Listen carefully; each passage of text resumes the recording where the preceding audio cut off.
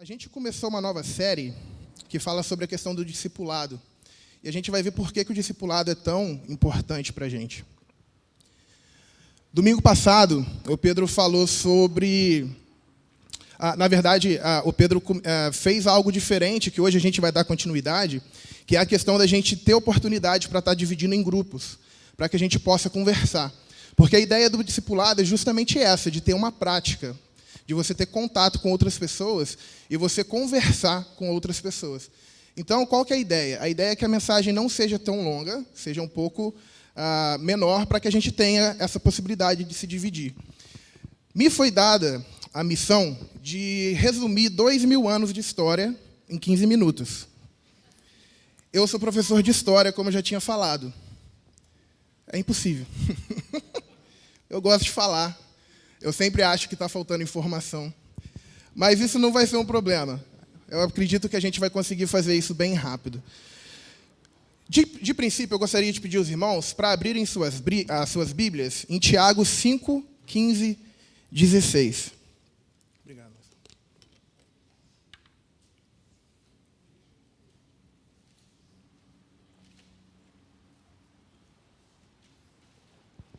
Na última oportunidade, ou na primeira oportunidade que eu tive, eu pude falar um pouco sobre a questão da comunhão. E a gente vai continuar, de certa forma, falando sobre isso. Eu trouxe algumas informações falando como que a gente é solitário dentro de um mundo individualista, relativizado, decaído e com vários problemas. Então, a gente, de certa forma, vai continuar um pouco com essas informações. Porém, hoje eu vou trazer alguns pontos, na verdade, 4 pontos, em que a gente entende que o discipulado da igreja funcionou muito bem. E a gente hoje, 2019, a gente vive frutos desses movimentos que aconteceram ao longo da história. Tiago fala o seguinte: e a oração feita com fé curará o doente, o Senhor o levantará, e se houver cometido pecados, ele será perdoado. Portanto, confessem os seus pecados uns aos outros e orem uns pelos outros para serem curados. A oração de um justo é poderosa e eficaz. A gente vai ficar com o versículo 16 mais em mente hoje. Portanto, confessem os seus pecados uns aos outros e orem uns pelos outros para serem curados. Essa parte é sensacional. A gente sabe que o pecado vem e é trabalho de Deus, é uma missão de Deus. Ninguém pode perdoar ninguém. Somente Deus perdoa a gente. Porém, existe um probleminha que é a questão da cura. E aí, para a gente ser curado, a gente precisa conversar com as pessoas. A gente precisa ter um relacionamento com as pessoas. E a gente é ensinado a não ter isso. A nossa sociedade hoje é uma sociedade de pessoas ilhadas em suas individualidades. Então, tudo que a gente aprende, a gente está envolvido em coisas que vão fazer com que a gente não se abra com as outras pessoas. E é um desafio a gente encontrar pessoas para que a gente possa dividir as nossas dificuldades, as nossas cargas. E a ideia do discipulado é justamente essa. Gente, vocês vão encontrar pessoas muito semelhantes e vocês vão se curar através das conversas, através das orações. E é algo que a gente precisa. E por que o discipulado é algo muito importante para a gente?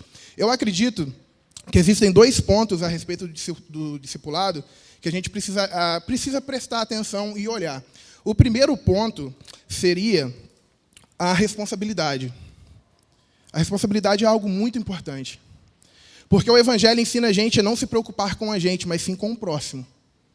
E a gente só consegue se preocupar com o próximo quando a gente tem responsabilidade. A maioria de vocês me conhece, eu sou casado com a Rebeca, a gente tem um filho que está quase completando 1 ano. A nossa vida antes do Ravi era completamente diferente da nossa vida pós-Ravi. A responsabilidade que a gente tem é completamente diferente. E aí, quando a gente diz essa questão de discipulado, de estar junto, é justamente isso. Se você tiver alguém para cuidar, você precisa ser responsável. Você precisa cuidar de você. Você precisa cuidar da outra pessoa. Então, isso traz uma maturidade. Isso vai desenvolvendo a nossa maturidade. E o segundo ponto que eu acho muito importante é alguém para você prestar contas. Eu agradeço muito a Deus porque na minha juventude ou na minha adolescência, ainda sou jovem, na minha adolescência, eu tive algumas pessoas que me ajudaram muito. E foi muito, muito bom. Porque eu me relacionei com algumas pessoas um pouco mais velhas do que eu. Não sei porquê. Eu acredito que, na verdade, Deus estava me guardando de muitas coisas. Mas eu tive alguns amigos, por exemplo, eu era adolescente, com 14, 15 anos, e eles já eram casados, já tinham filhos, e eram meus amigos, eram pessoas que me ensinavam as coisas. E eu aprendi nesse grupo de pessoas que, quando a gente fazia algo errado, todos eles eram também machucados com o que eu estava fazendo. Então, eu comecei a pensar 2 vezes antes de fazer alguma coisa. Porque eu falava assim, cara, na hora que eu encontrar esse meu amigo e olhar na cara dele que eu fiz essa besteira, não vai ser legal. É melhor eu não fazer. Então, quando a gente tem alguém para estar prestando contas, isso ajuda a gente a pensar 2 vezes antes de cair em alguma tentação, alguma coisa que a gente, alguma dificuldade que a gente tem. E se você pensar bem, a tentação é algo muito rápido, né? Se a gente pensar um pouquinho mais, a gente deixa de lado, porque ela é momentânea.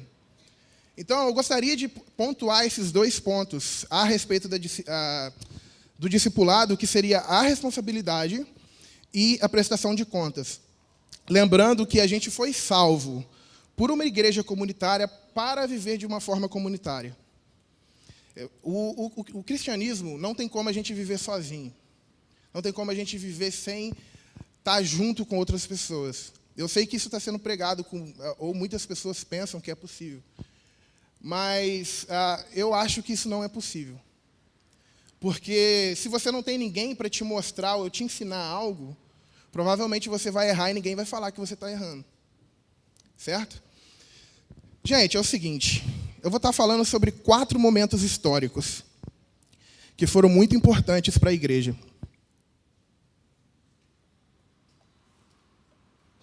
E para isso, eu quero fazer uso de um acróstico, que seria a palavra FedEx. Alguém aqui já ouviu falar FedEx? Que é o sistema de correio americano, né? Bem parecido com o SEDEX. E a gente vai estar usando esse acróstico de FedEx. Por quê? A gente vai estar falando sobre o fundamento, o espírito, os documentos e as experiências.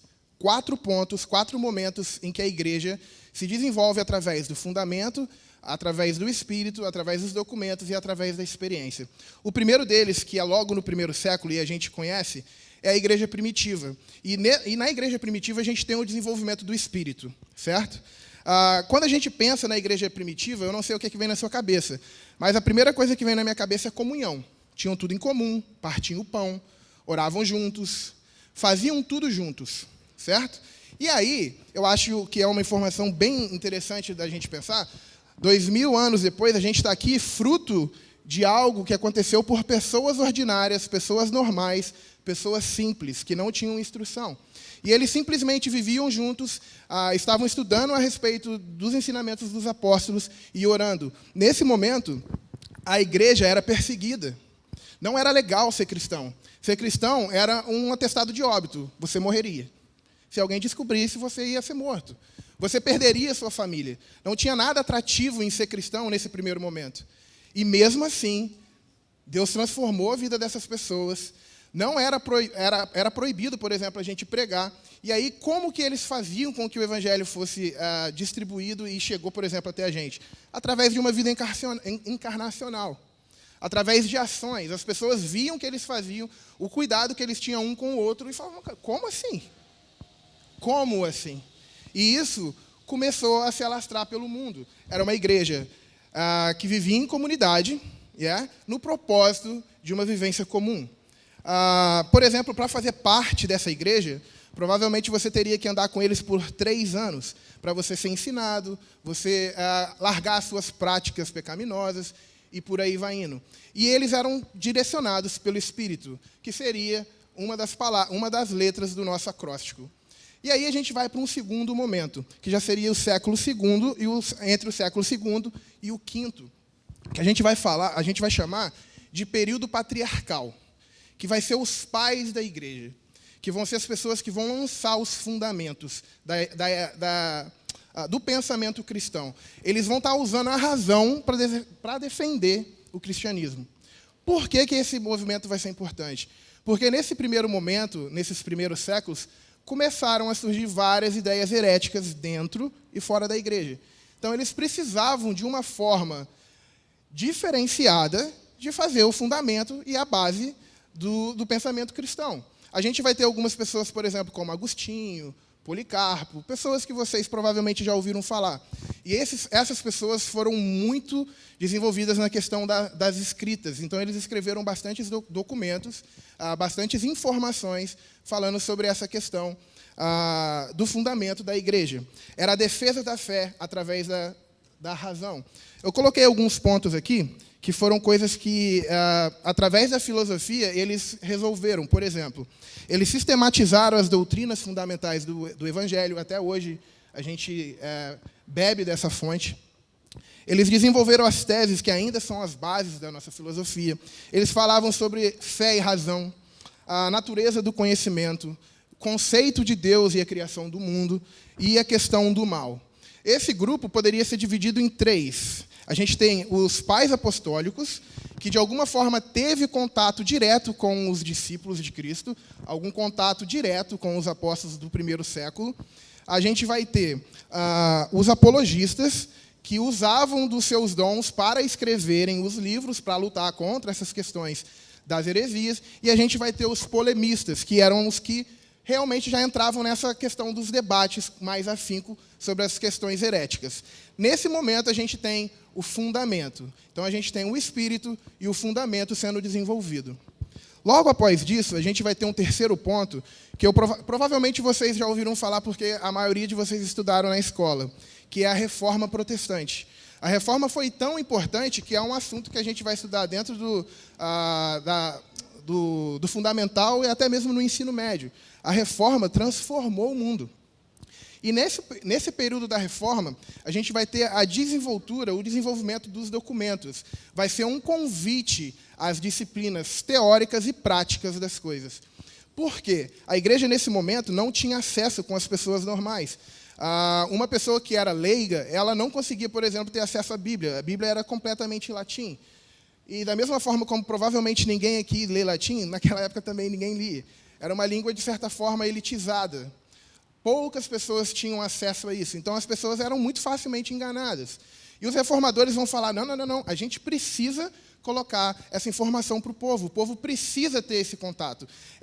A Bíblia é tão relevante que a gente precisa dar a Bíblia na mão das pessoas.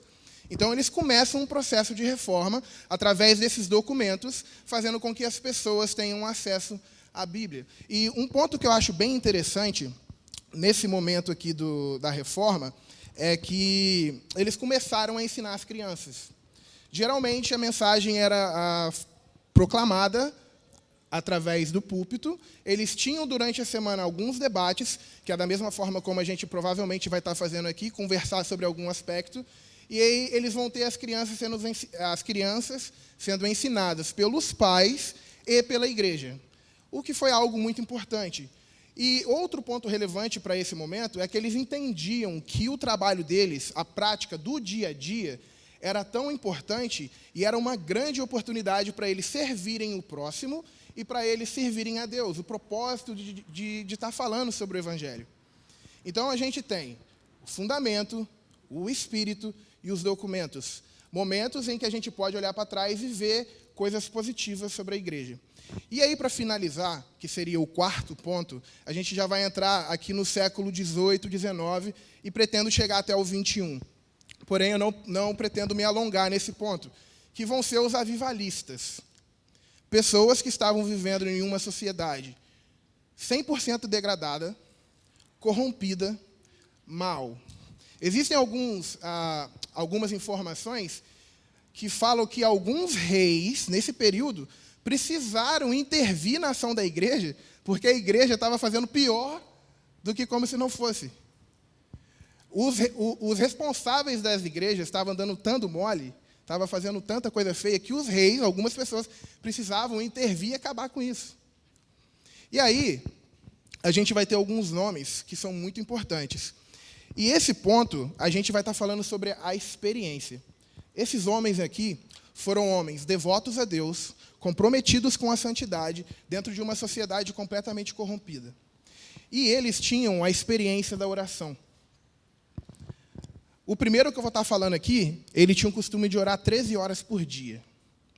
13 horas por dia. Eu não consigo falar com alguém durante 13 horas. Só para conversar, não dá. 13 horas. mas ele orava 13 horas. Ele é conhecido por grandes momentos de orações. O nome dele é Jonathan Edwards. Ele é conhecido por uma pregação dele chamada Pecadores nas Mãos de um Deus Irado. Dizem que a preparação dessa pregação durou 3 dias de jejum e oração. Quando ele começou a orar, as pessoas que estavam na plateia começaram a implorar para que ele parasse. Porque, de alguma forma, Deus abriu os olhos delas e elas estavam vendo aonde elas estavam. E eles pediram: meu irmão, para de falar essa parada, eu não aguento mais. Deus, por favor, resolva esse problema com a gente. As pessoas estavam vendo a realidade que eles estavam. Milhares de pessoas vieram a se converter por conta desse homem. O segundo foi responsável por apaziguar uma possível guerra civil em um país inteiro, que seria John Wesley. Muitas pessoas conhecem John Wesley por conta das igrejas metodistas.